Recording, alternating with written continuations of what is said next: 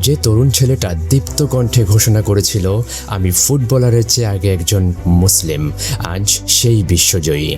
ফিলিস্তিনের পতাকা যার হাতে সগর্বে উড়েছিল, আজ সেই চ্যাম্পিয়নের মুকুট পড়েছে খোদ ডোনাল্ড ট্রাম্পের দেশে।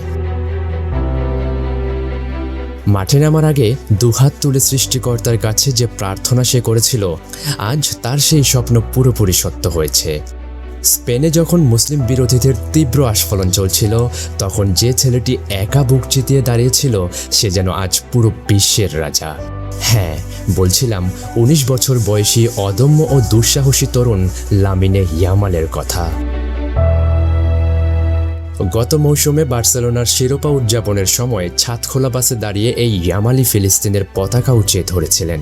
স্পেনে যখন মুসলিম বিরোধী স্লোগান উঠছিল, তখন ওসমান ডেম্বেলে থেকে শুরু করে আশরাফ হাকিমির মতো অনেক বড় বড় তারকারাও নিশ্চুপ ছিলেন। কিন্তু মাত্র 19 বছরের এই ছেলেটাই নিজের সমর্থকদের রক্তচক্ষু উপেক্ষা করে পাহাড়ের মতো অটল থেকে বলেছিলেন, আমি সবার আগে একজন মুসলিম, তারপর আমি একজন ফুটবলার।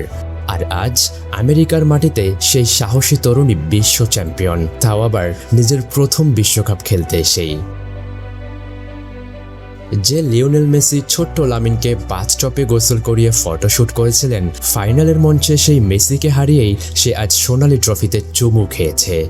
স্পেনের যে মুসলিম বিরোধীরা একদিন লামিনে ইয়ামালকে দুয়োধ্বনি দিয়েছিল, আজ বাধ্য হয়েই তাদের এই অদম্য তরুণের শ্রেষ্ঠত্ব মেনে নিতেই হবে।